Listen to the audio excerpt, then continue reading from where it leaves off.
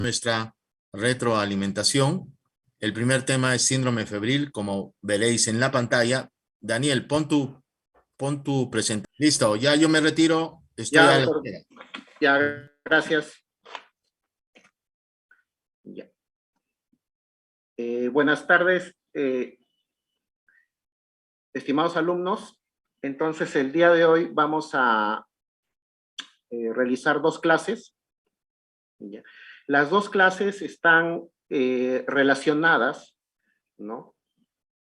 Una con la otra, ¿no? La primera es síndrome febril en pediatría, ¿no? Y la segunda va a ser sepsis y shock séptico. Entonces empecemos por la primera clase. Las preguntas, como son clases relacionadas, las hacemos al final de la presentación, de ambas presentaciones, ¿ya? Vamos a empezar.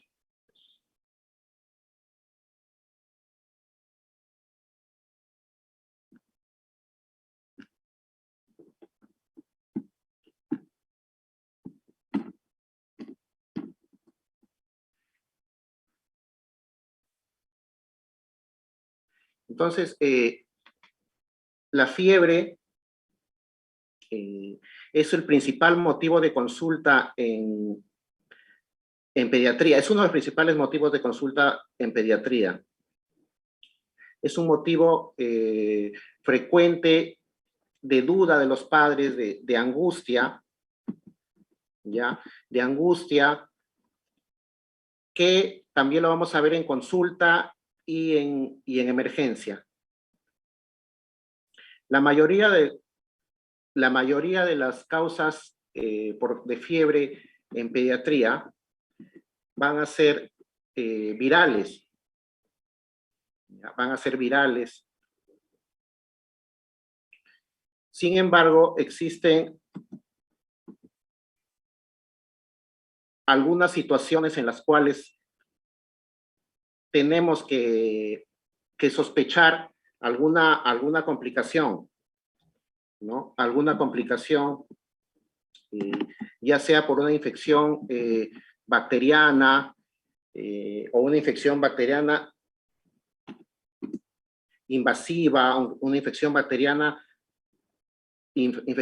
grave bacteriana, ¿no? Entonces, es importante conocer qué pacientes tienen riesgo de eso, ¿no? Para hacer nuestro descarte. Para poder pedir nuestros exámenes y no pedir exámenes a todos los pacientes, ¿ya? Entonces, en esta clase vamos a aprender a diferenciar fiebre sin foco, bacteriemia oculta, lo vamos a clasificar según grupos de edad, ¿ya? Entre pacientes menores de un mes, ¿no? 28 días, pacientes de 1 a 3 meses y pacientes de 3 meses a 2, 3 años. Entonces, vamos a empezar la clase. Un ratito, tengo un problema con la computadora para pasar las diapositivas. Un segundito.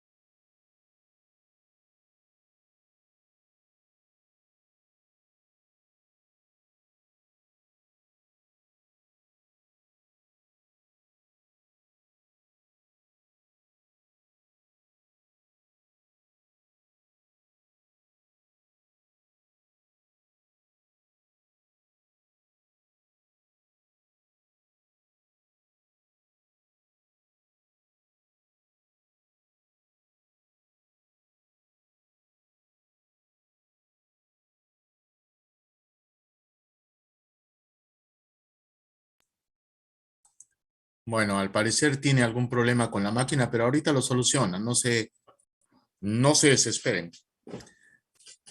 Si gustan, para que no se pierda la pregunta, porque la pregunta es un Ya, ejemplo de la realidad. Ya, ya. listo. Entonces, los temas que vamos a definir va a ser definición, valores normales de la temperatura, fisiología de la fiebre, fisiopatología de la fiebre, fiebre sin foco, bacteriemia oculta, infección bacteriana invasiva o infección bacteriana potencialmente grave, el enfoque diagnóstico, métodos físicos de enfriamiento o de bajar la temperatura, tratamiento farmacológico, fiebre por drogas y conclusiones.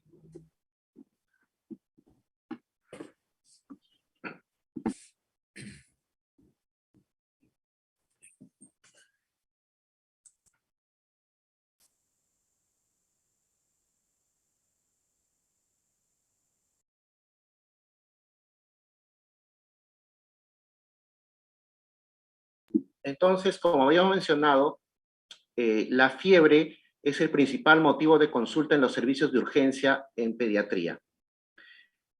Y es un motivo de ansiedad, de preocupación de los padres, ¿no? Hay la creencia de que es una enfermedad y no un signo de enfermedad. Y esto puede llevar a una vigilancia y tratamiento excesivo por tanto de los padres como de los profesionales de la salud. ¿Por qué de los profesionales de la salud? Porque a veces nos sentimos presionados, ¿no? Por la misma ansiedad de los padres, ¿no? Y de repente realizamos exámenes de laboratorio innecesarios. Por eso es importante conocer a qué pacientes debemos solicitar los exámenes. Y para eso es muy importante conocer o saber los antecedentes del paciente, examinarlo bien para detectar a aquel paciente que tiene algún grado de toxicidad, ¿no? Y también es importante dentro de esto conocer el estado vacunal de los pacientes, ¿no? Porque eso nos va a permitir sospechar algunas enfermedades en aquellos pacientes, lógicamente, que no estén vacunados.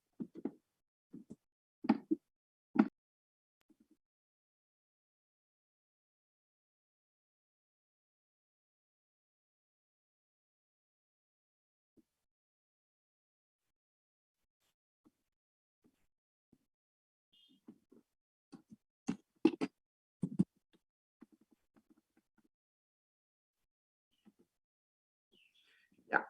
Entonces, primero hay que definir qué es fiebre. Es la elevación anormal de la temperatura corporal por encima de 38 grados que ocurre como parte de una respuesta biológica específica, mediada y controlada por el sistema nervioso central.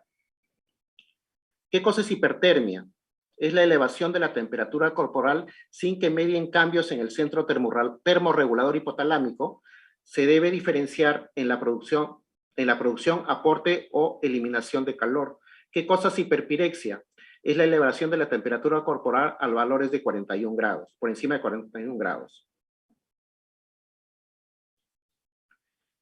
Un ejemplo de hipertermia se puede dar cuando estamos, por ejemplo, frente a un paciente neonato, ¿no? Al cual nos llega con la madre a la emergencia, lo ves, por ejemplo, muy abrigado, ¿ya?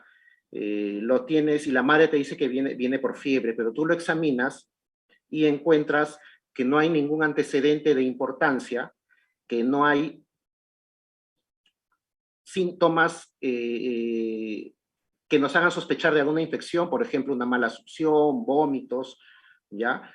Pero y pide los exámenes y están todos normales, ¿no? En ese caso puede suceder que sea un paciente que está con sobreabrigo o está deshidratado, ¿no? En estos casos, ese incremento de la temperatura lo podemos definir como hipertermia, ¿no? Porque en este caso no hay cambios en el centro termorregulador hipotalámico. Lógicamente, en este paciente neonato, la primera posibilidad siempre va a ser que sea un paciente con una sepsis.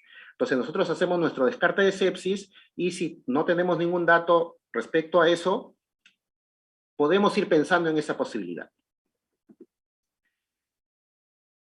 La temperatura durante el día va a ser variable, ¿ya? La temperatura, para hablar de fiebre, ¿no? Recordemos que es una temperatura por encima de 38 grados a nivel rectal, ¿no? Esa es la definición de fiebre. Pero, sin embargo, esta temperatura que vamos a tener día a día, ¿no? Normalmente va a ser 37 con una variación diaria de más o menos 0.5 grados centígrados, ¿ya? Con un mínimo de 2 a 4 AM, 2 a 4 de la mañana la temperatura va a ser la mínima, ¿no? Y un máximo entre 4 y 6 PM.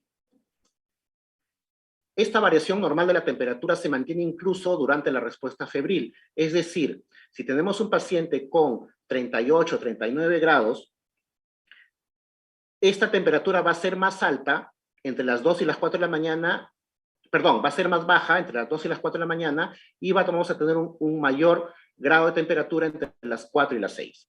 Estas son variaciones normales que tenemos que tenerla en cuenta para nuestra evolución diaria que hacemos de la fiebre.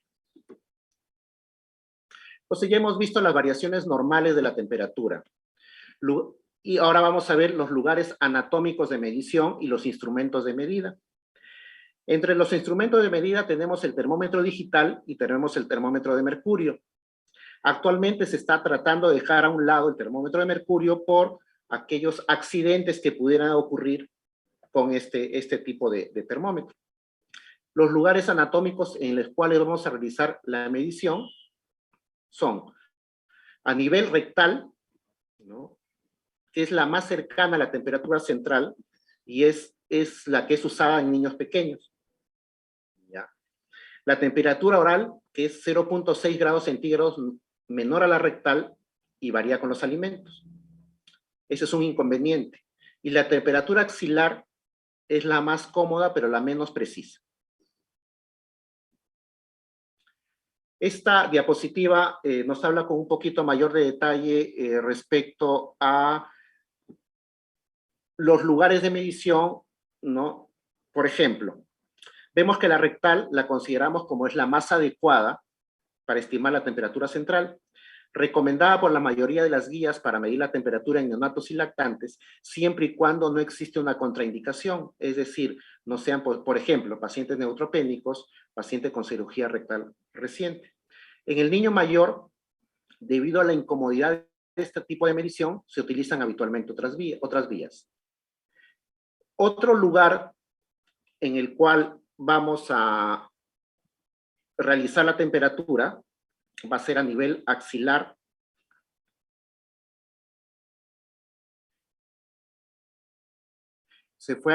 Puede ser la temperatura axilar oral, ¿no? Que son unas alternativas más recomendadas a la vía rectal, siendo más utilizada en nuestro medio la vía axilar. La medición de la temperatura oral puede haberse efectuada por la respiración bucal, es decir, si tenemos un paciente con taquimia, el incremento de la frecuencia respiratoria pudiera alterar un poco o más o menos 0.5 grados en este lugar la medición. O ingesta reciente de líquidos fríos o calientes. Si bien es cierto, la mayoría de estudios han demostrado que la temperatura registrada por estas vías, es decir, la axilar o la oral, va a ser inferior a la obtenida por vía rectal, no se recomienda realizar la conversión debido al amplio rango de diferencias obtenidas. Actualmente existen otros métodos, ¿no? En los últimos años que están en boga, ¿no? Que son a nivel óptico y a nivel de la frente, ¿no? A nivel óptico, una de las ventajas es su facilidad del uso. No necesitamos esperar los 2 o 3 minutos que a veces lo realizamos en la vía axilar o oral, ¿no? Es mucho más fácil, solamente lo colocamos unos segundos y nos va a reflejar la temperatura.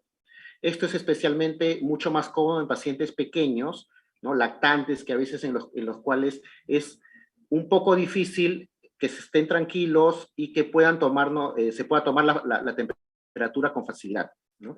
Sin embargo, la desventaja es que estos termómetros no tienen una buena calibración, ¿no? Y puede en poco tiempo sufrir alguna variación y podría ser un sesgo, ¿no? Hemos sido testigos los 2 últimos años que nos toman la temperatura por la situación que todos estamos pasando, que nos toman la temperatura en la frente, ¿no? Que nos tomaban en los supermercados, entrando al banco, etcétera, ¿no? Si bien es cierto, es práctico, ¿no? A todos nos consta que muchas veces nos han tomado una temperatura que nos llama la atención, hasta cierto punto una temperatura irreal, ¿no? Justamente es por eso, por la falta de calibración de estos instrumentos, ¿no? Y porque también hay una gran variación entre la temperatura que registran en la central, ¿no? O sea, eso se puede tomar en forma, digamos, cuando tomamos por rapidez a un grupo de personas, pero si estamos atendiendo a un paciente en un consultorio, en la emergencia, de preferencia utilizar los métodos clásicos, que en este caso sería el termómetro digital, pero a nivel axilar o oral, y cuando lo permita la edad del paciente, a nivel rectal. En cuanto a la fisiología de la fiebre, es una respuesta fisiológica compleja del individuo mediada por citoquinas pirógenas que se caracterizan por un aumento de la temperatura central, formación de reactante de fase aguda y activación del sistema inmune. Recordar siempre que la temperatura rectal la definimos como por encima de 38 grados centígrados. Y también recordar que no es una respuesta peligrosa, sino es una arma bien diseñada que el organismo utiliza para luchar contra la infección. Entonces tenemos que existen diferentes situaciones, ¿no?, que van a causar la fiebre, ¿no? Lejos, la más frecuente y que es motivo del tema son las causas infecciosas. Pero sin embargo, también hay situaciones no infecciosas que van a producir fiebre, ¿no? Traumatismos, neoplasias, procesos inflamatorios, ¿no? Reumatológicos, inmunológicos. Todos estos van a producir activación del sistema inmune, es decir, de los monocitos, macrófagos, neutrófilos, algunos linfocitos T, fibroblastos, células neoplásicas no inmunológicas, células endoteliales. ¿Qué cosa va a conseguir? Que se produzca una síntesis y liberación de citoquinas pirógenas.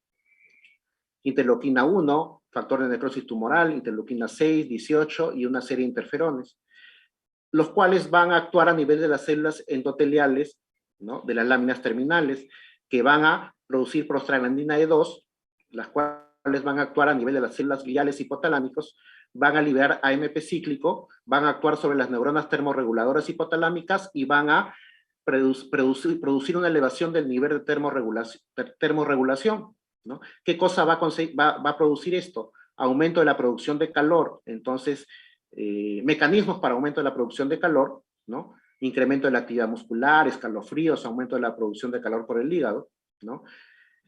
También mecanismos de conservación del calor, como vasoconstricción, disminución de la transpiración, y nos va a llevar a conductas instintivas que vamos a realizar. Por ejemplo, la tendencia a abrigarse, ¿no? Vamos a reducir nuestra actividad y vamos a tratar de estar de preferencia en ambientes cálidos. Todo esto va a ocasionar finalmente la fiebre. Entonces, entrando ya más a nuestro tema específico, ¿no?, tenemos que conocer la definición de fiebre sin foco, ¿no? De todas las consultas que nosotros habitualmente vamos a hacer por fiebre, casi el 20% de estas pacientes con fiebre van a ser fiebre sin foco. ¿Qué significa esto? Que es una fiebre de menor de 3 días de evolución, es decir, menor a 72 horas de evolución, donde luego de una anamnesis y exploración física cuidadosa no vamos a encontrar la causa que origina esta fiebre, ¿no? O sea, llega un paciente, digamos, le preguntamos a la mamá, señora, ¿cuántos días de fiebre? Nos dice, está fiebre, hoy día es lunes, nos dice, está, por ejemplo, ¿no? Doctor, mi hijito está con fiebre desde el día sábado, ¿no? Empezamos a hacer nuestro interrogatorio, nuestra anamnesis, tratando de identificar un foco, es decir, tenemos que preguntar, conocer cuáles son los focos que van a producir fiebre, ¿no? ¿Qué órganos o qué focos van a producir fiebre? A nivel respiratorio superior, inferior, gastrointestinal, urinario, piel, neurológico. Entonces, preguntamos lo más frecuente, si el niño está con secreción nasal, si está con congestión nasal, si está con dolor de oído, si está con diarrea, si tiene molestias urinarias, ¿no? Hacemos todo nuestro protocolo de una anamnesis, ¿no? Y no encontramos datos, ¿no? Igual lo examinamos, no encontramos exudado en la garganta, no encontramos crepitantes, está hidratado, no encontramos algún foco fontanela normal, ningún dato que nos oriente. Entonces, en ese caso hablamos de fiebre sin foco, ¿ya? Algo que siempre debemos recordar es que en la mayoría de los casos, en el lactante, la fiebre sin foco se debe a infecciones víricas que se autolimitan, ¿ya? Sin embargo, una proporción pequeña de lactantes con fiebre sin foco, especialmente los menores de 3 meses, padecen de una infección bacteriana invasiva o infección bacteriana potencialmente grave. Algo que también tenemos que conocer es que el riesgo de infección bacteriana invasiva disminuye con la edad, pero aumenta con el grado de duración de la fiebre. Es decir, que mientras el paciente es más pequeño, ¿no?, tiene mayor chance de presentar infección bacteriana potencialmente grave, ¿no? El paciente va aumentando de edad, este riesgo va a disminuir. Un neonato tiene más o menos un 15% de riesgo de infección bacteriana potencialmente grave. Y cuando ese paciente va siendo preescolar, lactante mayor, ese riesgo va a disminuir. ¿Pero qué me aumenta? El grado de duración de la fiebre. Mientras más días dure la fiebre, mayor chance de que sea una infección bacteriana grave. Mientras más alta la temperatura, igualmente. Se dice que por encima de 39.5 aumenta el riesgo de infección bacteriana grave. También hay otras situaciones que vamos a ir viendo que aumentan el riesgo. Por ejemplo, si tiene alguna comorbilidad, si el paciente presenta un toxicidad a la evaluación, si está vacunado, ¿no?, etcétera.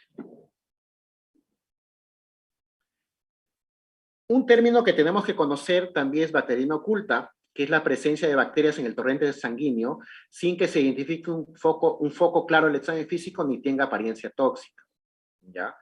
Es decir, un paciente con fiebre sin foco puede presentar bacteriemia oculta, ¿ya? Pero este paciente no es un paciente séptico ni está en shock séptico, ¿ya? O sea, bacteriemia oculta es un paciente de buen estado general, ¿ya?, en el cual encontramos presencia de bacterias en el torrente sanguíneo, es decir, por ejemplo, tenemos un hemocultivo positivo, que no podemos identificar el origen de esa infección, ¿no?, porque a través de nuestra anamnesis y examen físico no llegamos a identificar un foco, pero el paciente tiene buen estado general. Sin embargo, encontramos presencia de bacterias en torrente sanguíneo, ¿no? Esa es la definición de bacteriemia oculta. Afortunadamente, la mayoría de las bacterias ocultas se van a resolver espontáneamente. Sin embargo, se pueden complicar con enfermedades graves como meningitis, neumonía, pielonefritis, artritis séptica, que es lo que va a corresponder a una infección bacteriana invasiva o infección bacteriana potencialmente grave. Actualmente, con la presencia de las vacunas, especialmente la vacuna conjugada contra el neumococo, la frecuencia de bacteriemia oculta ha disminuido, pero brutalmente, ¿ya? Es casi entre 1 y 2% son los pacientes vacunados. Obviamente estoy hablando de vacunas con las dosis completas, es decir, un paciente protegido. La presencia de bacteriemia oculta ha disminuido de forma dramática, ¿no? La frecuencia es mucho menor hace algunos años en los cuales la vacuna conjugada contra el neumococo no estaba dentro del programa de inmunizaciones del MINSA, ¿no? Notamos nosotros en las emergencias, en los consultorios, que estas situaciones clínicas han disminuido bastante. Entonces, siempre que tengamos un paciente con fiebre, debemos prender nuestras alarmas, ¿no? Siempre tenemos que pensar que un paciente febril es potencialmente un paciente que puede complicarse con una bacteriemia oculta, puede complicarse con una infección bacteriana potencialmente grave, puede complicarse con una sepsis y finalmente puede complicarse con un shock séptico. Entonces, nosotros tenemos que identificar en forma precoz algunos signos de alarma, ¿no? Hay que tener en cuenta que mientras el paciente es más pequeño, ¿ya?, los síntomas, los signos, pueden pasar muchas veces desapercibidos, ya sea por la inmunidad, por la inmadurez del sistema inmunológico, porque es difícil examinar o no tenemos la experiencia examinando a un paciente neonato, lactante, y también porque estos pacientes no están todavía con su ciclo de vacunas completas, ¿no? Entonces tenemos que tener bastante énfasis y cuidado y detectar en forma precoz estos signos de alarma. Para esto nos vamos a basar en el triángulo de evaluación pediátrica, que lo vamos a hablar con un poco más de detalle en la siguiente clase, pero les adelanto que el triángulo de evaluación pediátrica involucra tres niveles: apariencia, circulación y respiración.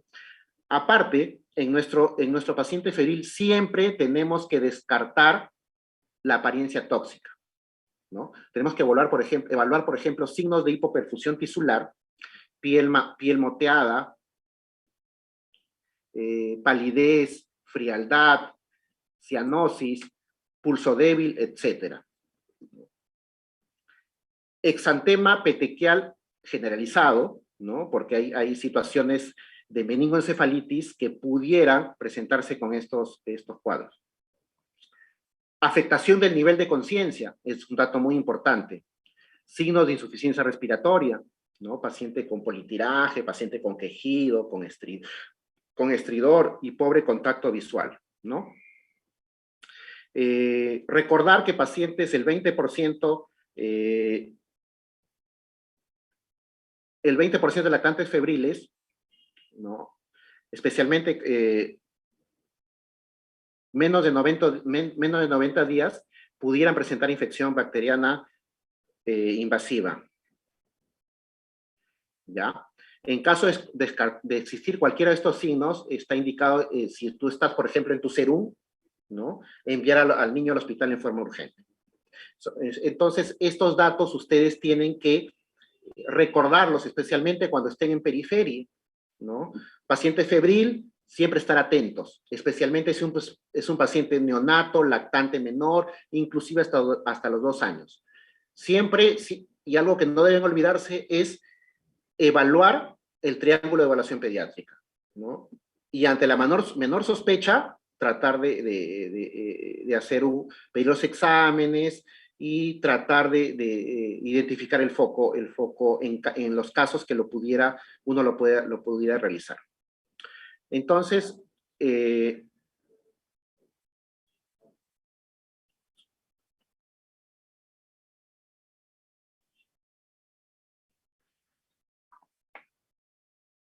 tenemos que infección bacteriana invasiva o infección bacteriana potencialmente grave, que involucra meningitis bacteriana, neumonía bacteriana, infección de piel y partes blandas, artritis séptica, osteomielitis, gastroenteritis bacteriana e infección urinaria. Vamos a recordar que de estas, la más frecuente en pacientes menores de 2 años es la infección bacteriana potencialmente, la infección urinaria es la infección bacteriana potencialmente grave, más frecuente en pacientes menores de 2 años. Eso tenemos que recordar.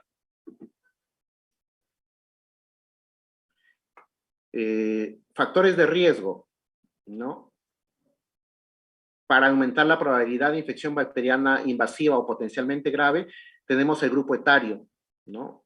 Neonatos son los pacientes que más riesgo tienen en general. La apariencia tóxica, por eso es que tenemos que tratar de detectar a aquellos pacientes que clínicamente no estén bien. temperatura mayor de 40 grados.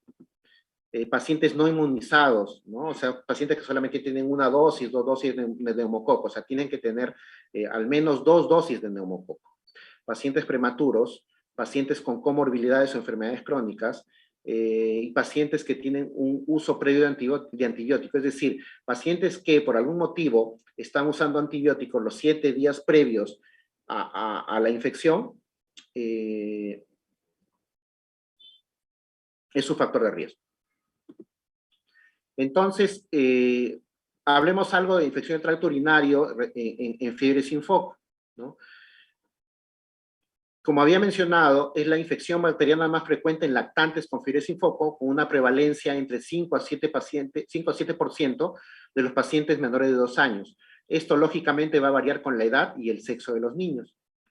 En la incidencia, esta incidencia en lactantes menores de 3 meses es bastante similar entre sexo masculino y femenino, ¿no? 7-8%. Mientras que en lactantes de 3 a 12 meses sí hay una diferencia, 8% para las niñas y 1.7% para los niños, ¿no? Entonces, durante los 3 primeros meses es casi similar, ¿ya? Existen los factores de riesgo para considerar, existen unos factores de riesgo para considerar ITU como causa de fiebre sin foco. Edad menor a 12 meses, no estar circuncidado, ¿no? El sexo femenino, temperatura mayor de 39 grados centígrados y duración de la fiebre mayor de 2 días. Entonces, estas situaciones nos pueden hacer que nosotros solicitemos exámenes, en este caso examen de orina o urocultivo, ¿no? Luego tenemos la meningitis, ¿no? Que también es una infección bacteriana potencialmente grave, ¿no? Digamos, cuando llega un paciente con fontanela bombada, con trastorno de sensorio, vomitando, ¿no? Con rigidez de nuca, es fácil hacer el diagnóstico, ¿no? Pero esto no es tanto así en pacientes lactantes menores, ¿no? Ahí los síntomas al inicio van a ser solamente fiebre, de repente un poco irritabilidad, ¿no? De repente como que no quiere un poquito lactar, un poquito de vómito. O sea, en pacientes pequeños no es tan fácil hacer el diagnóstico, ¿ya? Tenemos que tener una sospecha clínica importante, ¿ya? Y eso tenemos que aprenderlo, ¿ya?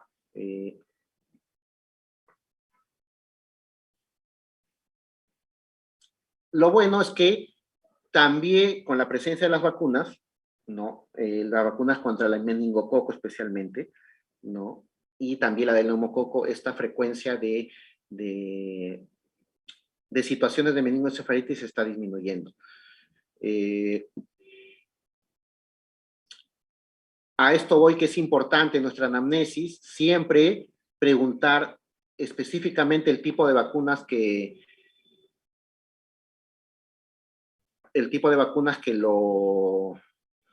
el paciente ha recibido. Entonces, habíamos hablado que la edad es muy importante para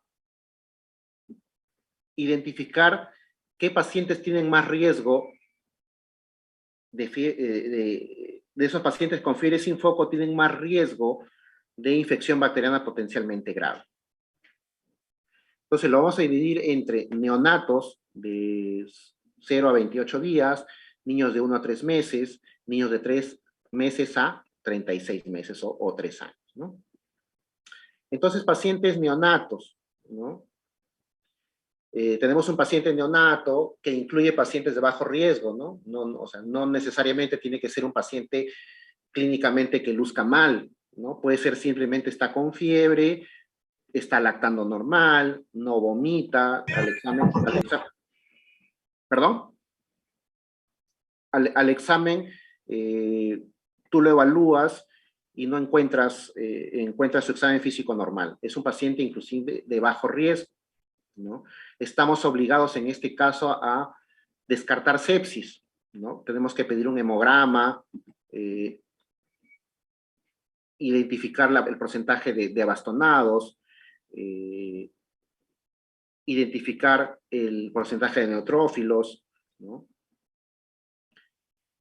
Tenemos que hacer cultivos puede ser hemocultivo, urocultivo, tenemos que hacer punción lumbar y tenemos que hospitalizar a los pacientes y administrar tratamiento desde el inicio en forma empírica, ¿no? En este caso, ¿qué medicamentos vamos a usar?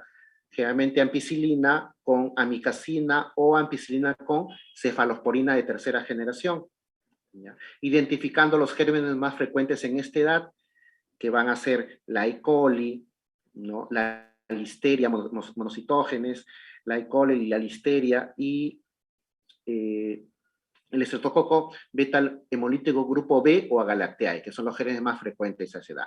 Entonces, a esta edad, menores de 28 días, o sea, pacientes neonatos, hay que descartar sepsis neonatal, los cultivos, exámenes, analítica completa para descartar infección, realizar punción lumbar, hospitalizarlo e iniciar tratamiento mientras esperamos el resultado de los cultivos. Entonces, todo paciente neonato febril deben ser hospitalizados, ¿no? Realizar sus exámenes, como mencionado, hemograma, hemocultivo, examen completo de orina, urocultivo, PCR, BCG, procalcitonina, realizar la punción lumbar. Iniciamos tratamiento empírico como con los gérmenes, perdón, con el esquema antibiótico que había mencionado. Ahora, tenemos pacientes de 29 días a 90 días, ¿no? Acá igual sigue siendo los virus la causa más frecuente, pero también tenemos un porcentaje de pacientes que tienen riesgo de infección bacteriana severa, ¿no? O invasiva, ¿no?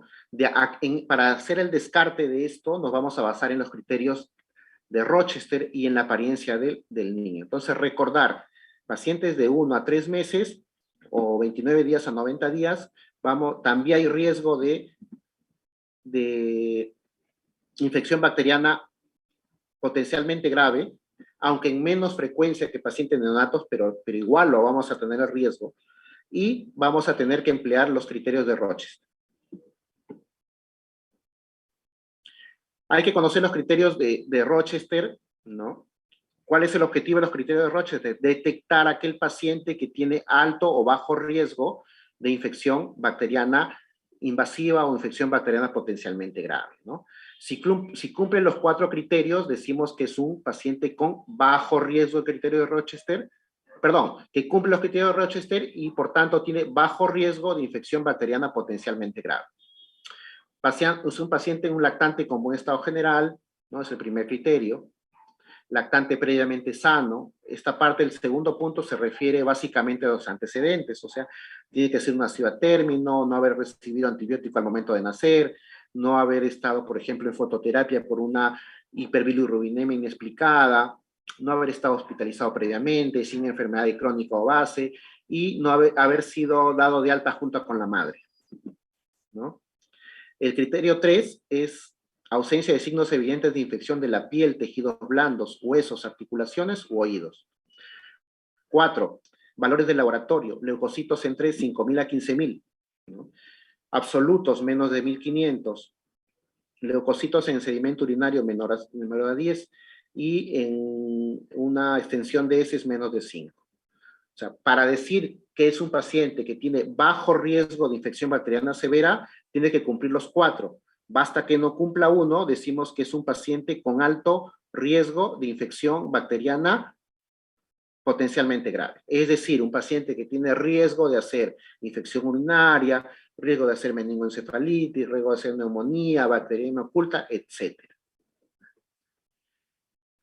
Algunas guías, algunos autores mencionan que puede ser una subdivisión, ¿no? Entre lactantes de 1 a 2 meses y de 2 a 3 meses, ¿no? Esto es algo relativo, pero sin embargo es bueno conocerlo. Algunos dicen que entre el primer y segundo mes se debería actuar como el recién nacido, como el neonato.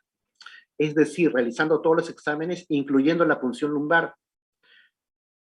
con la diferencia de que si el examen físico es normal y los exámenes salen dentro de los límites normales, el paciente podría ser hospitalizado para observación sin uso de antibióticos. O sea, no quiere decir que a todos los pacientes lo vamos a hospitalizar. O el paciente podría ser evaluado diariamente en forma ambulatoria si los padres son confiables, ¿no? Recuerden que en neonatos decíamos que sí o sí teníamos que hospitalizarlos, ¿no? Entre 1 o 2 meses nos dan la opción de realizar la punción lumbar y no necesariamente a todos hospitalizar, ¿no? Entre 2 y 3 meses pedimos los exámenes, analítica, cultivos, ¿no? No realizamos la punción lumbar, salvo que tengamos algún examen de laboratorio está alterado, ¿no? O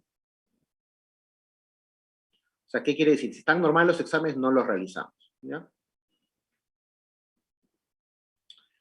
Entonces, tenemos, ¿no? Paciente con alto riesgo, ¿no?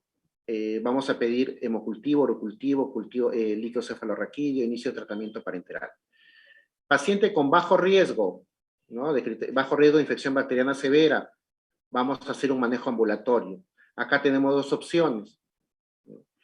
Pedir los cultivos y darle un tratamiento antibiótico parenteral, una dosis, y reevaluarlo en 24 horas, ¿no? O el esquema 2 es pedir los exámenes, observarlos sin antibióticos y citarlo en forma precoz, ¿no? Esto estoy hablando en pacientes con bajo riesgo, ¿no? Es decir, que cumple los 4 criterios, los criterios completos de Rochester, ¿no? Si es así, sí. Y cuando tiene alto riesgo, obviamente el paciente va a estar hospitalizado de frente a los cultivos, antibióticos, etc. Y el líquido cefalorraquídeo va a depender de la situación del paciente, dependiendo de la edad, como la subdivisión que habíamos mencionado. Ahora, cuando hablamos de pacientes entre los 3 y 36 meses, aquí es importante 2 cosas, o diría hasta 3 cosas. Uno es el verificar el estado de vacunación. También tenemos que es importante saber el grado de temperatura que tiene el paciente. A esta edad sí importa si la temperatura es muy alta, es decir, pacientes por encima de 39.5 tienen mayor chance de infección bacteriana severa. Y lo otro es evaluar la apariencia tóxica del niño. Ya sabemos que esto lo vamos a evaluar a través del triángulo de evaluación pediátrica. Entonces, no se olviden, de 3 a 36 meses, ver el estado de inmunización, ver si luce tóxico o no, ¿ya? Y ver cuánto de temperatura está haciendo el paciente. En la siguiente lámina vemos, es en general, ya, de todo un resumen de las 3 grupos etarios, ¿no? Lo primero que siempre hay que descartar es el estado general, si es regular, bueno o malo. Entonces, si el estado general es regular o malo, lo primero que tenemos es el ABC, y tenemos que hacer nuestro estudio completo de sepsis, analítica, orina y realizar la punción lumbar. Si el estado general es bueno, que ocurre en la gran mayoría de los casos, ya sabemos que en menos de un mes, o neonatos, estudio completo de sepsis y realizar la punción lumbar, iniciar tratamiento antibiótico, previo cultivos y hospitalizar al paciente, lógicamente. De 1 a 3 meses vamos a estratificar el riesgo con los criterios Rochester. Si cumple, si es bajo riesgo de infección bacteriana severa, significa que cumple todos los criterios, ¿no? Alta, aquí puede haber una variación que algunas personas prefieren darle una dosis, tratamiento parenteral, como había mencionado en la anterior diapositiva, ceftriaxona 50 miligramos intramuscular y revalor al día siguiente, o control precoz, observar, explicar signos de alarma y citarlo, ¿no? Y cuando es un riesgo alto, hospitalizarlo, ingresarlo con antibiótico-terapia, realizar sus exámenes y su tratamiento, ¿no? De 3 a 3 meses, si el paciente tiene buen estado general, ¿no? lo primero que tenemos que solicitar es un examen de orina.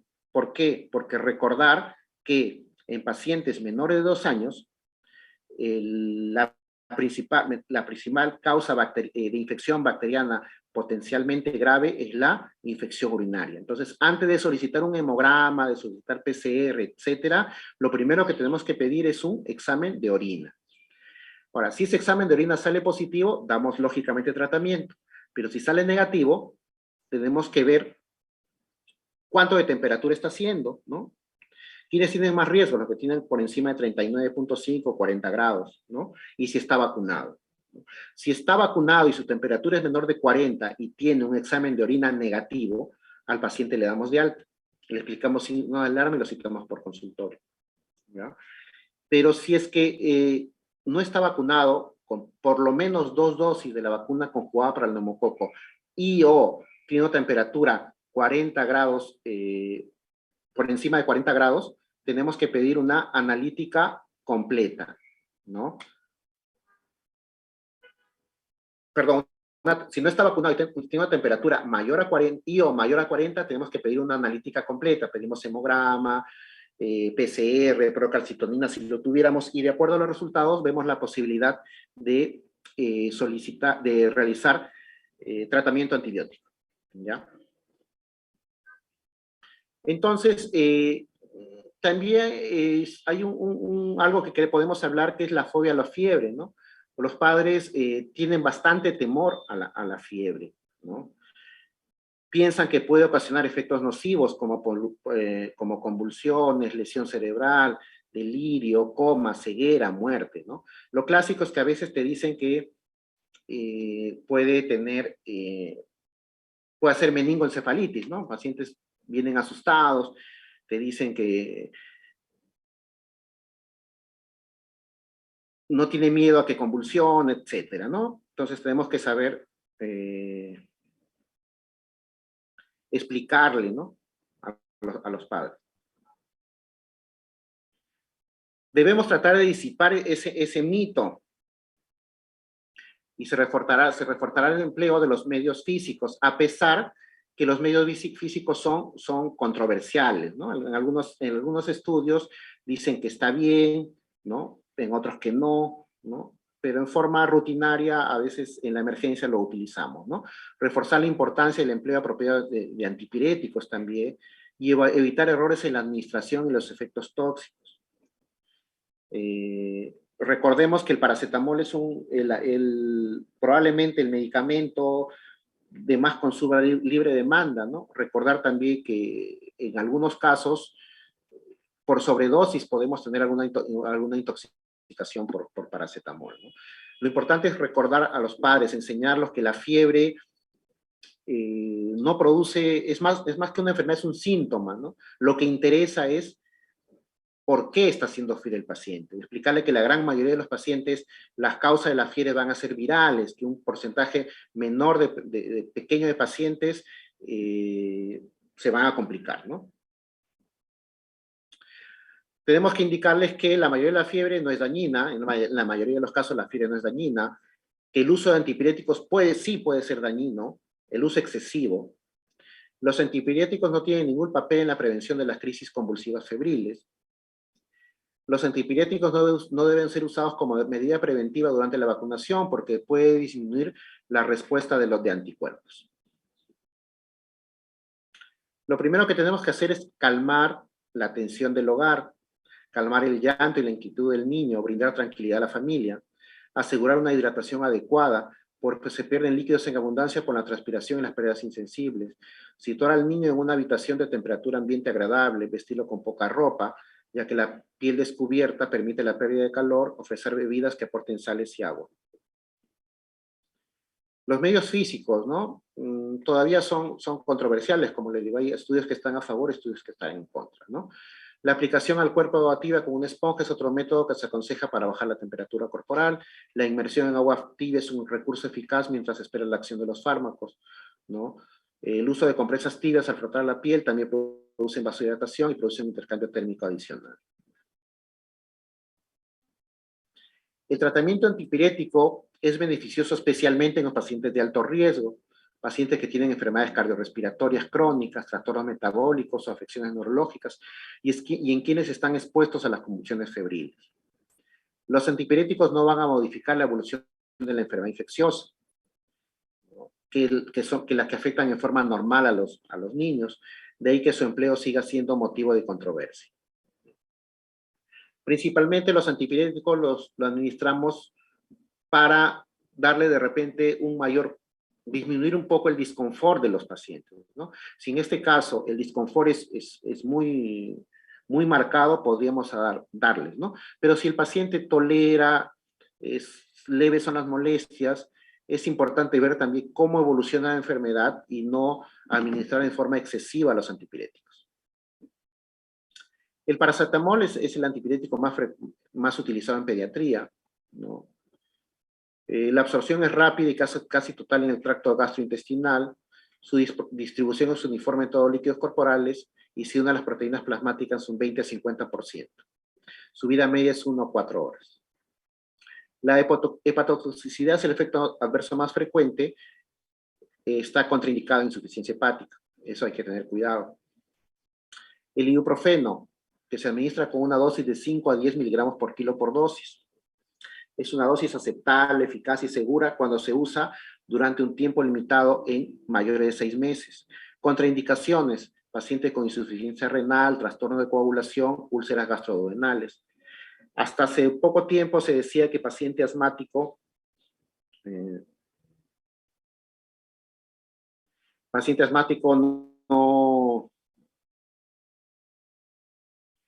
no se empleaba, pero ahorita en estos momentos ya con toda seguridad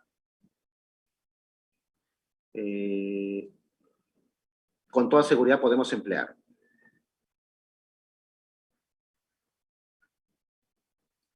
Ácido acetil salicílico es un AINE. Su uso en pediatría está restringido por la asociación con el síndrome de Reye, que es una enfermedad grave caracterizada por encefalopatía hepática, que puede afectar a niños y adolescentes con una incidencia máxima entre los 5 a 10 años. Entonces, la aspirina, que es el nombre conocido más del ácido acetil salicílico, más conocido, no está proscrito en pediatría para tratar la fiebre, ¿ya? Entonces, no vamos a administrar aspirina en pediatría para tratar la fiebre, ¿ya? Sin embargo, en pediatría sí se puede usar en algunas situaciones, es más, lo utilizamos bastante, no bastante, ¿no? Sino siempre en pacientes con enfermedad de Kawasaki, ¿ya? Que últimamente es una patología que está en aumento, ¿no? Especialmente después del COVID, para disminuir los riesgos de neurismas y trombosis de los vasos coronarios. Y la dosis que damos al inicio es alta, ¿ya? Metamizol o dipirona, ¿no? La dosis es 15 miligramos por kilo por dosis, se puede administrar por vía oral, rectal y parenteral. Presenta un rápido descenso de la temperatura, un riesgo es la hipotermia, y el uso parenteral puede causar hipotensión. Hay que tener cuidado en eso, en pacientes menores de 1 año, ¿no? Porque puede causar hipotermia e hipotensión. Fiebre por drogas, finalmente, ¿no? Algunos medicamentos que causan fiebre son la penicilina, cefalosporina, fenitoína, carbamazepina, hidralazina, metildopa, ¿no? El tratamiento consiste en suspender el fármaco que aparentemente está causando el proceso febril, ¿no? Y si este desaparece en 72 horas, pudiera ser el caso. Obviamente, este es una situación de descarte, ¿no? Para eso tenemos que haber descartado infecciones intrahospitalarias, por ejemplo, si el paciente está hospitalizado, flebitis, otros focos infecciosos, resistencia antibiótica, ¿no? Una serie de situaciones clínicas, y si ya no se da el caso, recién pensar en que puede ser una fiebre por drogas, ¿ya? Entonces, finalmente, en cuanto a las conclusiones, en la mayoría de los casos, la fiebre sin foco en el lactante se debe a infecciones virales que se autolimitan, ¿ya? Sin embargo, una proporción pequeña de lactantes con fiebre sin foco, sobre todo en menores de 3 meses, van a padecer una infección bacteriana invasiva o lo que es lo mismo, una infección bacteriana potencialmente grave. En líneas generales, el 10% de los pacientes con fiebre sin foco van a presentar infección bacteriana potencialmente grave. Ante todo paciente que presenta fiebre, se debe buscar factores de riesgo, signos de alarma y evaluar si el paciente tiene aspecto tóxico. Recordar que el aspecto tóxico es un factor o una situación que me aumenta la probabilidad de que este paciente tenga infección bacteriana potencialmente grave. También tenemos que recordar que los antipiréticos no van a modificar la evolución de la enfermedad infecciosa, de ahí que su empleo siga siendo motivo de controversia. ¿Ya? Recordar que los antipiréticos se administran más que todo para manejar un disconfort importante de los pacientes. La edad, en este caso neonatos, ¿no? Por ejemplo, tiene mayor riesgo. El aspecto general, es decir, si un paciente clínicamente luce tóxico, ¿no? Y las horas de evolución de la fiebre, ¿no? Generalmente por encima de 72 horas, ¿no? Son claves a la hora de decidir la realización de las pruebas complementarias. ¿Ya? Entonces, eso sería todo. Entonces, yo creo que las preguntas son después de del siguiente tema, ¿ya? Entonces, vamos a pasar al siguiente tema en un par de minutos y dejamos las preguntas para el final.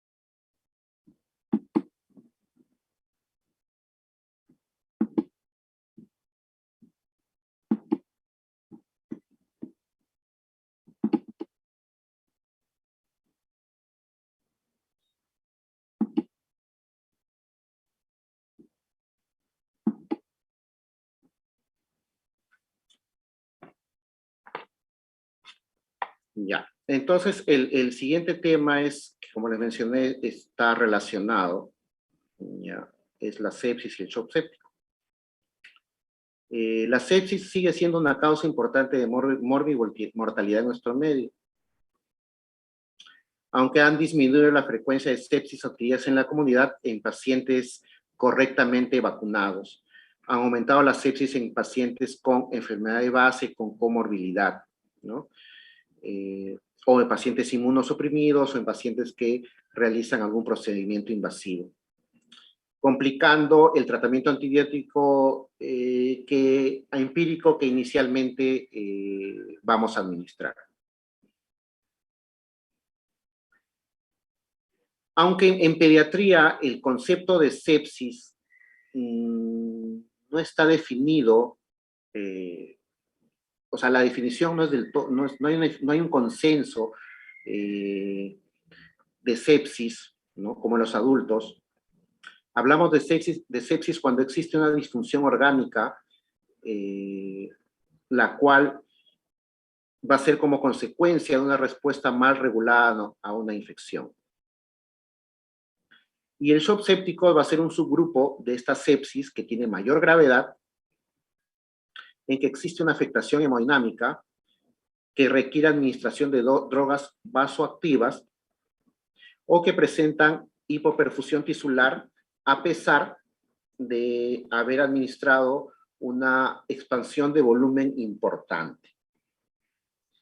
Dado que es una enfermedad, tanto la sepsis como el shock séptico, tiempo dependiente, su pronóstico va a depender de la precocidad, tanto en la sospecha diagnóstica como en el inicio del tratamiento, ¿no? Se dice que el tratamiento debe ser administrado en la primera hora para que haya la mayor respuesta, inclusive los bolos que administramos al inicio pueden ser inclusive hasta 60 mililitros por kilo. Entonces, estos van a ser los temas que vamos a tocar. ¿Ya? Entonces, la sepsis es una de las causas principales de mortalidad morbilidad y consumo de recursos sanitarios. En la infancia no hay suficientes estudios epidemiológicos, aunque se estima una incidencia de 22 a 60 cuadros de sepsis por cada 100.000 niños. La incidencia es mucho más alta en menores de 1 año. Y los pacientes neonatales suponen más de un 33% de casos de sepsis. Pero si eso sumamos hasta el año, vemos que hasta el 66% de los pacientes, hasta el año de edad vamos a tener inclusive hasta el 66% de pacientes con sepsis en cuanto a la frecuencia, ¿no?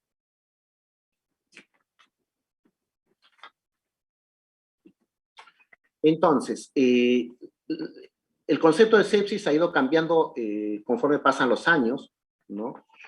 Los primeros conceptos datan del año 2002 y 2005, en que se definió, primero definimos lo que es SIRS, ¿no? El síndrome de respuesta inflamatoria sistémica, ¿no? Es una respuesta inflamatoria generalizada que puede o no estar asociada a una infección, ¿no? Recordamos que un SIRS también puede ser un trauma, también puede ser como consecuencia, por ejemplo, de una pancreatitis, paciente de una quemadura, ¿no? Y que se caracterizaba por 2 o más de los siguientes criterios, o se caracterizan.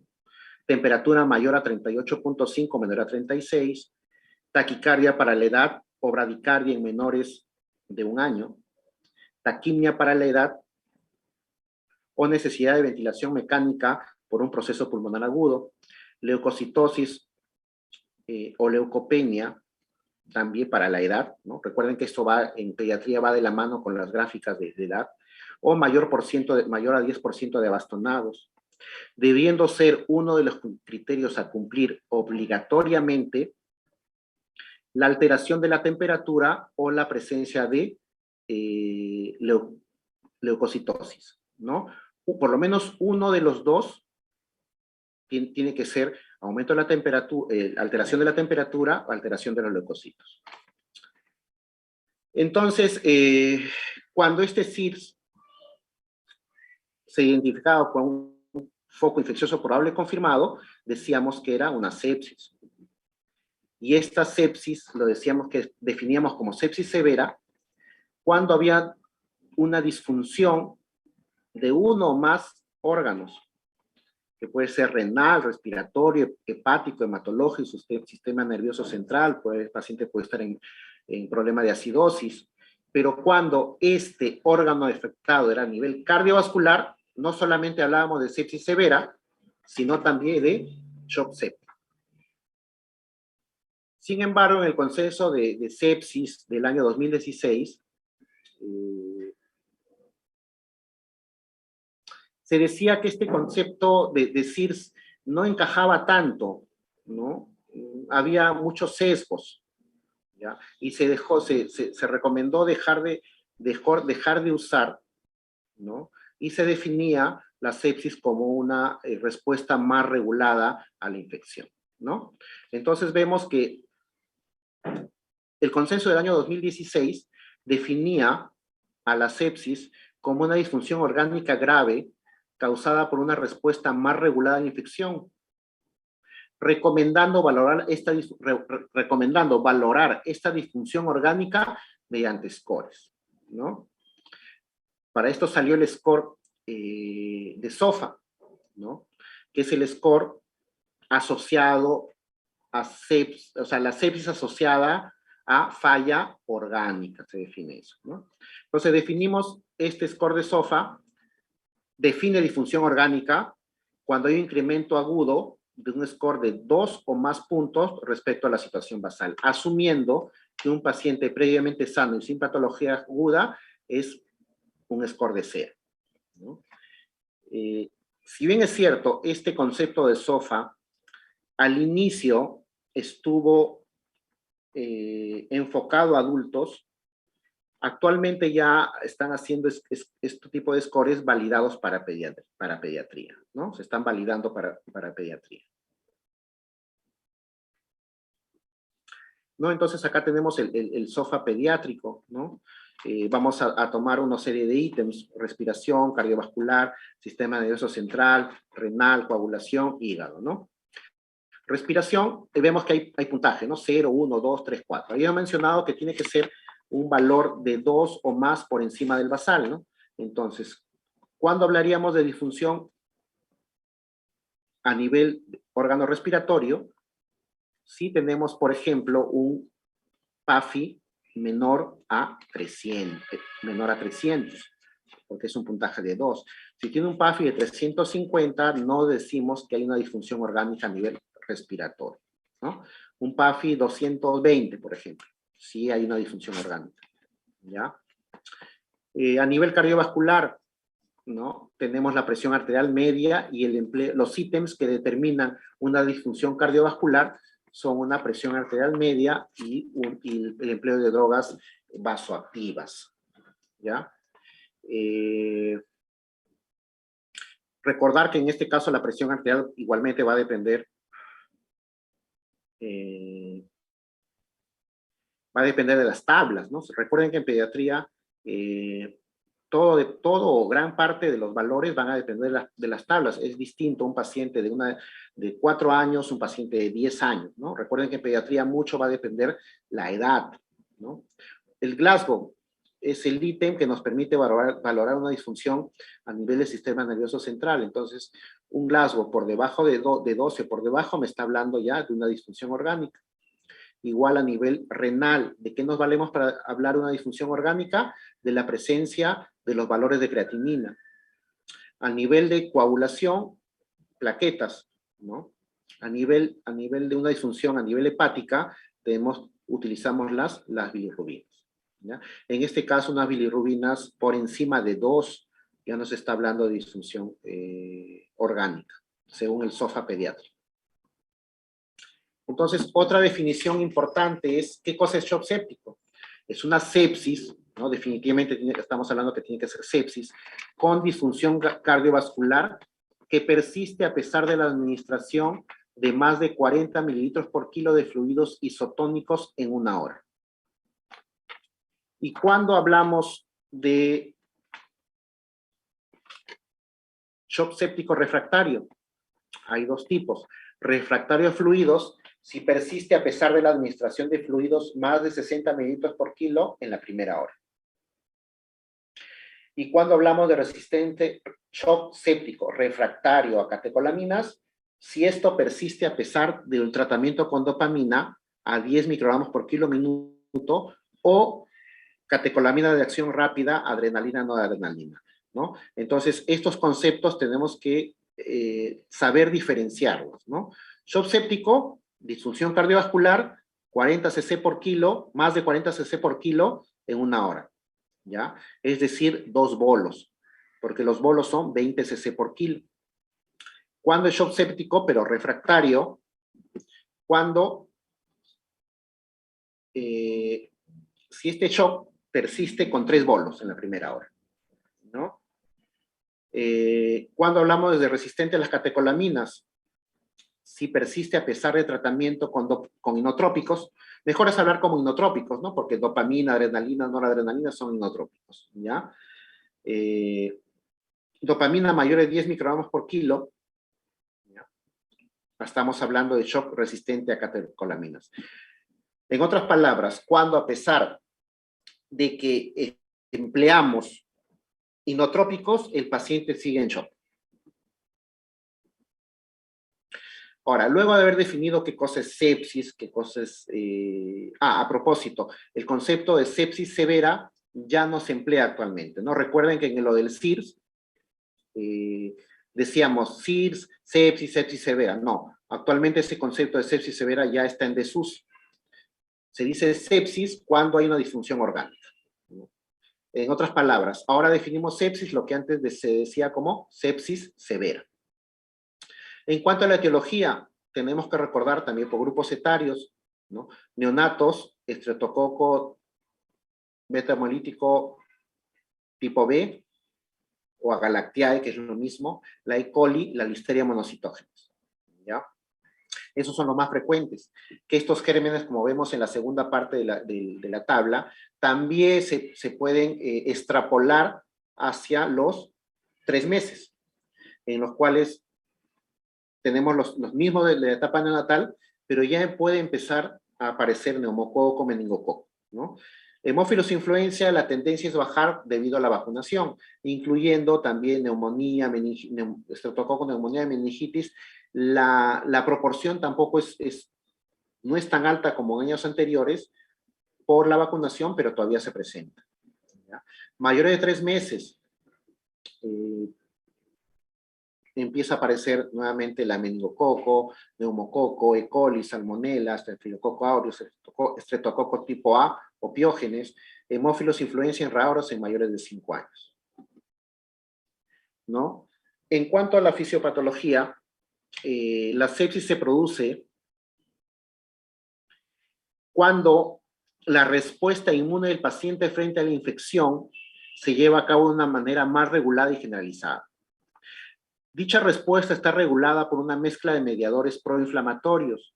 En este caso tenemos factores de necrosis tumoral, interleucina 1, y mediadores antiinflamatorios, citoquinas que inhiben la producción de factores de necrosis tumoral, que inhiben la producción de factores de necrosis tumoral e interleucina 1, ¿no? ¿Y cuáles son estos factores que inhiben eso? Va a ser la interleucina 10, la interleucina 6. Un adecuado equilibrio entre ambos tipos de mediadores regula las distintas etapas del proceso inflamatorio, superando el proceso infeccioso y restaurando la hemostasis. O sea, el paciente, digamos, tuvo su infección, hay mediadores inflamatorios, proinflamatorios, antiinflamatorios. La relación entre estos consigue una hemostasis y se regula todo. Sin embargo, se desconoce la causa por la que en determinadas situaciones dicha respuesta inmune se descontrola, llevando a una elevación de exceso de mediadores proinflamatorios que van a originar lesiones celulares, subsecuentemente con falla multiorgánica, ¿no? Aunque se supone que hay una serie de efectos, ¿no?, que van a producir todo esto, ¿no? Efectos directos de los microorganismos a través de toxinas o restos de la pared bacteriana, exceso de liberación de mediadores inflamatorios y proinflamatorios, activación del sistema del complemento y también una susceptibilidad genérica. La lucha de estos factores acaban produciendo tanto alteraciones de la microcirculación y lesiones endoteliales como efectos citopáticos, que acaban desencadenando fenómenos apoptóticos y disfunción a nivel mitocondrial, ¿no? Como consecuencia de esto último se va a producir lesiones en los diferentes órganos diana y alteraciones en la circulación secundarias a vasodilatación y a la redistribución del volumen intravascular y aumento de la permeabilidad capilar. En cuanto a la clínica, las manifestaciones clínicas iniciales de la sepsis son sutiles y son más sutiles y menos específicas cuando menor sea el paciente.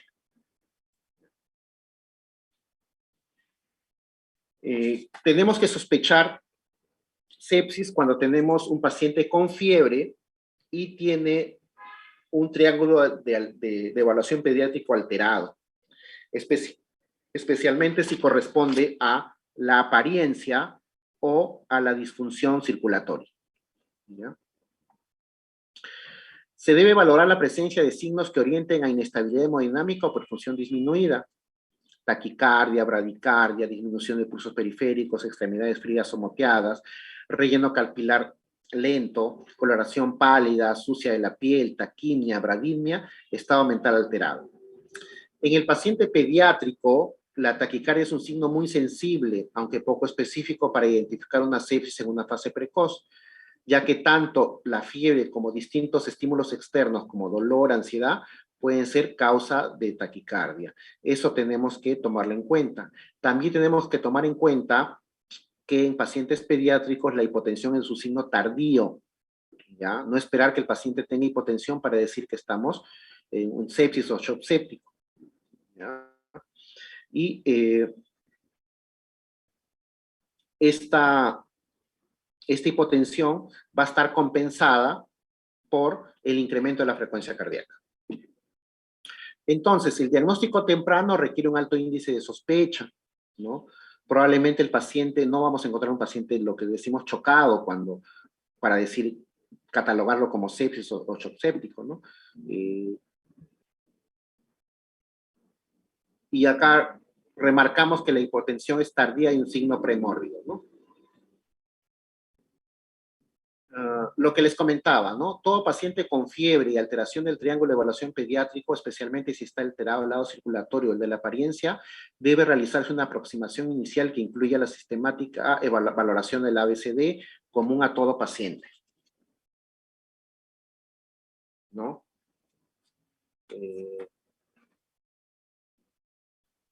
Entonces, en el aspecto, ¿qué cosa vamos a valorar, ¿no? En el aspecto vamos a valorar el tono, reactividad, si el paciente se consuela con la madre, la mirada, el llanto, el lenguaje, ¿no? En la respiración, el trabajo respiratorio, la retracción, el tiraje, el aleteo, la taquimia, ¿no? Ruidos respiratorios anormales como estrellor, quejido, disfonía, sibilancias, pero sin estetoscopio, ¿no? Recuerden que el triángulo de evaluación pediátrico lo que se hace es algo rápido, sin necesidad de tocar al paciente. ¿Ya? Cuando digo sibilancias, me refiero a sibilancias sin estetoscopio. Porque si utilizamos el estetoscopio, ya no estamos realizando el triángulo de evaluación pediátrica. Coloración de la piel, cuando refiere a circulación, palidez, lividez, escutis marmórea, cianosis. Aquí no podemos incluir el llenado capilar, ¿no? Porque ahí estaríamos tocando al paciente. Hay que tener cuidado con eso. Estrictamente el triángulo de evaluación pediátrica es sin tocar al paciente. Por más que el llenado capilar sea un signo de hipoperfusión, no lo podemos catalogar dentro del triángulo de evaluación pediátrica. Entonces, de acuerdo a eso hacemos el ABCDE, ¿no? En la parte A se refiere a vía aérea permeable, ¿no? ¿Qué vamos a realizar? Oxigenoterapia al 100%, valorar necesidad de oxigenoterapia de alto flujo, monitorización de saturación de oxígeno, CO2 expirado, preparar material y medicación por si fuera necesario realizar la intubación. En valoración del punto B, taquimia sin esfuerzo, que al inicio puede ser compensatoria de una acidosis metabólica, sin signo de dificultad respiratoria, ¿no?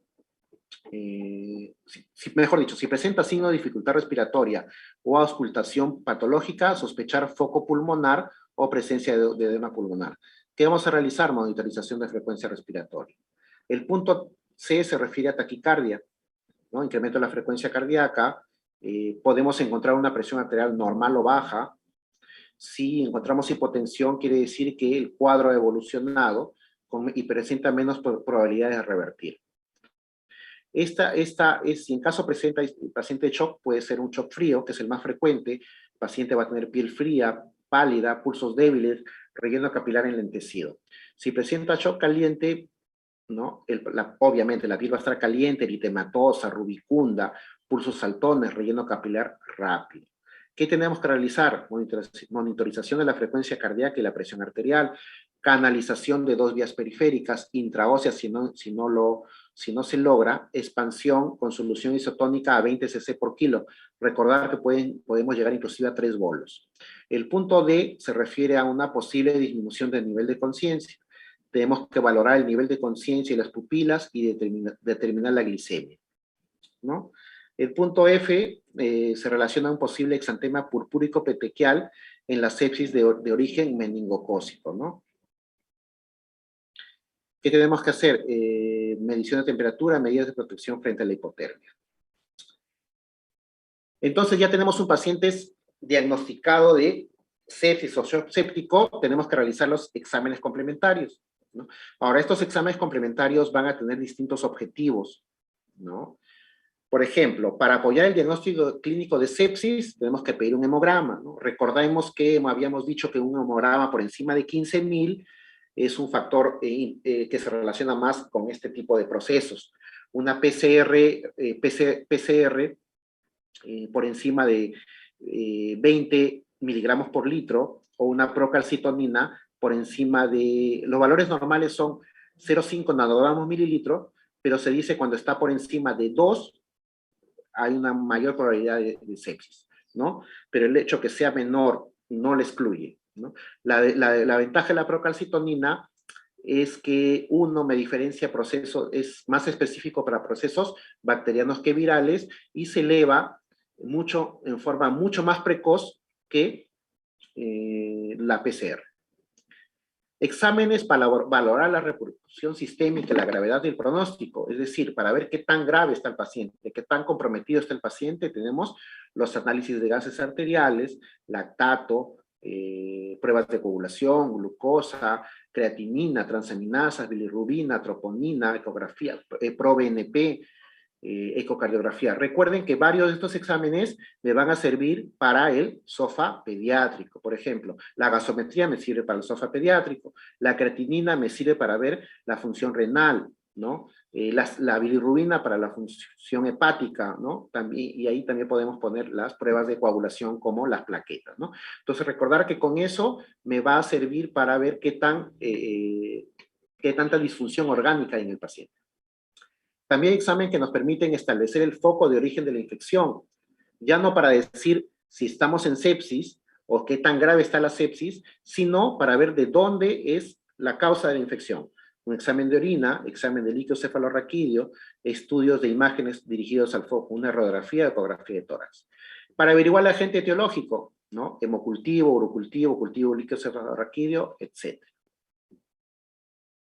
Entonces, el tratamiento. Se estima que por cada hora en que se mantiene la situación de shock, se duplica la mortalidad de estos pacientes. Por tanto, como había mencionado al inicio, es tiempo dependiente, ¿no? Mientras más nos demoremos, más nos vemos tanto en el diagnóstico como en el inicio del tratamiento, esta evolución puede ser una evolución tórpida, ¿no? Existen unos principios terapéuticos, vía aérea permeable, inclusive necesidad de ventilación mecánica, fluidoterapia para colocar los bolos de soluciones isotónicas, antibióticos, inotrópicos, dependiendo si es shock frío o caliente, empleamos adrenalina o noradrenalina, corrección de medio interno y el empleo de esteroides cuando estamos hablando de shock resistentes e inclusive cuando sospechamos insuficiencia suprarrenal, ¿no? Que administramos hidrocortisona. Al inicio, ¿qué es lo que vamos a realizar? El objetivo de las medidas iniciales es estabilizar al paciente restableciendo una adecuada perfusión tisular. ¿Qué vamos a realizar en la primera hora? Tenemos que obtener un acceso venoso intraóseo en los primeros 5 minutos. ¿Ya? Inicio de fluidoterapia adecuada en los primeros 15 minutos. Inicio de antibiótico terapia empírica en los primeros 60 minutos. ¿No? Ver la posibilidad de utilizar fármacos inotrópicos si no hay respuesta y ver la necesidad de ventilación mecánica si no hay respuesta. ¿Qué debemos monitorizar? Nivel de conciencia, relleno capilar, características de pulsos periféricos, temperatura cutánea, frecuencia cardíaca, presión arterial, frecuencia respiratoria, saturación de oxígenos, CO2 espiral. ¿Ya? Entonces, recordar lo que tenemos que hacer en la primera hora. Lo primero es la vía, que si no tenemos un acceso venoso rápido, tenemos que colocar o realizar una vía intraósea. La fluidoterapia es lo primero que debemos definir si es un shock resistente a fluidos o no. Recuerden que vamos a emplear hasta 3 bolos, ¿no? Hasta 60 cc por kilo. Y los antibióticos en la primera hora. Terapia de fluidos. Cristaloides 20 cc por kilo, ¿no? Lo que les decía, administrar hasta 60 cc por kilo o mililitros por kilo. Tenemos que valorar la respuesta clínica vigilando la aparición de signos de sobrecarga hídrica, crepitante, ritmo de galope, hepatomegalia, para disminuir el volumen en este caso, ¿no? Coloides, albúmina al 5% podría ser una opción en pacientes que no mejoran con los bolos iniciales de cristaloides y se asocian a hipoaluminemia o acidosis metabólica hipoclorémica. El plasma fresco congelado debe quedar reservado para los niños con shock y coagulopatía de consumo. Terapia de fluidos. Durante la reanimación con líquidos debemos monitorizar débito urinario, estado de conciencia, llenado capilar, frecuencia cardíaca. La presión arterial puede mantenerse dentro de límites normales por mecanismos compensatorios a pesar de estar en shock. Uno de esos mecanismos es el aumento de la frecuencia cardíaca y la resistencia periférica. Por lo tanto, no se usa como parámetro que guíe la reanimación con fluidos. O sea, la presión arterial no va a determinar si disminuimos o no el empleo de fluidos. La terapia antibiótica se utilizará inicialmente teniendo en cuenta la edad, la historia, comorbilidad, síndrome clínico y patrones de resistencia locales. Es decir, muchas veces debe ser individualizado. Generalmente decimos que es de amplio espectro. También ver la posibilidad de hay infecciones por hongos o inclusive por virus. En este caso, deberíamos emplear aciclovir, ¿no? La duración de la terapia típica es más o menos 10 días, pero puede emplearse hasta 14. En cuanto a las pautas o esquemas terapéuticos, en menores de 3 meses se puede iniciar con ampicilina más aminoglucósidos, ¿no? En este caso gentamicina o amikacina, y si hay una sospecha de infección del sistema nervioso central, ampicilina más ceftriaxona, ampicilina más cefotaxima. Recordar que la ceftriaxona en menores de 1 mes, de preferencia no utilizar. Mayores de 3 meses, cuando hay sospecha de infección del sistema nervioso central, considerar vancomicina. Si el foco es abdominal, considerar metronidazol. Y si el paciente tiene neutropenia febril, el antibiótico, el esquema de inicio sería ceftazidima y aminoglucosa, ¿no? Las dosis están ahí también. En cuanto a los inotrópicos, están indicados en shock refractario fluidos, es decir, cuando luego de 3 bolos de 20 cc por kilo, es decir, 60 cc por kilo, el paciente sigue con shock. Podemos emplear vía central o periférica. Al inicio probablemente empleemos la vía periférica, ¿no? Porque es más de fácil acceso y en el momento que ya lo podamos realizar, pasamos a vía central. Si tenemos shock frío, la droga de elección sería adrenalina a baja dosis. Si shock caliente, noradrenalina a bajas dosis. ¿Cómo reconocemos el shock frío? Piel fría, pálida, grisácea o cianótica. Llenado capilar enlentecido, más de 2 segundos. Acá ya podemos tocar al paciente. Acá no se refiere a triángulo de evaluación pediátrica. Extremidades moteadas, pulsos periféricos débiles o liguria, ¿no? Y el shock caliente, piel seca y caliente, el llenado capilar es un mínimo retraso, aumento de la presión diferencial, pulsos amplios y saltones, presión diastólica baja, extremidades calientes, diuresis normal o disminuida. Cuando tenemos shock refractario a fluidos y catecolaminas, hidrocortisona. Cuando realizamos transfusiones, cuando hemoglobina menos de 7, también se puede dar cuando si el paciente está conectado a ventilador mecánico con hemoglobina menor a 10, plaquetopenia, o sea, transfundimos plaquetas cuando tenemos menos de 10.000 sin sangrado o 50.000 con sangrado activo. Una parte importante de un paciente con sepsis shock séptico es la monitorización, ¿no? Tenemos una monitorización de tipo no invasiva, que puede ser directa o indirecta. En la directa, presión arterial, frecuencia cardíaca, frecuencia respiratoria, temperatura, gasto urinario, llenado capilar. Medición indirecta, tenemos saturación de oxígeno, electrocardiograma, electroencefalograma, ecocardiografía. Método de monitorización invasiva. Gasometría arterial, pH en mucosa gástrica, presión venosa central, saturación venosa de oxígeno y vamos a emplear algunos dosajes bioquímicos como lactato, anion GAP. Metas bioquímicas, o sea, ¿qué debemos en un paciente con shock séptico o sepsis? ¿Cuál es nuestro objetivo desde el punto de vista bioquímico? Disminuir la brecha aniónica a menos de 16, mantener la glicemia por debajo de 120, recordar que estos pacientes hacen hiperglicemia, hemoglobina mayor a 10, evitar la hipocalcemia. Entonces, finalmente, un cuadro de resumen, ¿no? Donde los pasos que vamos a realizar. En los primeros 5 minutos, valorar el triángulo de evaluación pediátrica, el ABCD, administrar oxígeno al 100%, monitorización de electrocardiograma, tensión arterial, CO2, frecuencia respiratoria y saturación de oxígeno. Canalizar 2 vías venosas periféricas, valorar acceso intraóseo si no se logra una vía periférica en 90 segundos. Protección individual del personal sanitario. Bueno, ahora eso ya es obvio, ¿no? Pero antes no se... A veces utilizaba así. No utilizabas guantes, no utilizabas casco, no utilizabas mascarilla, ¿no? Entonces, una vez que haces eso, entre los siguientes 5 minutos, entre los siguientes 5 y 15 minutos, bolo de cristaloide a 20 cc por kilo. Reevaluamos al paciente, ¿no?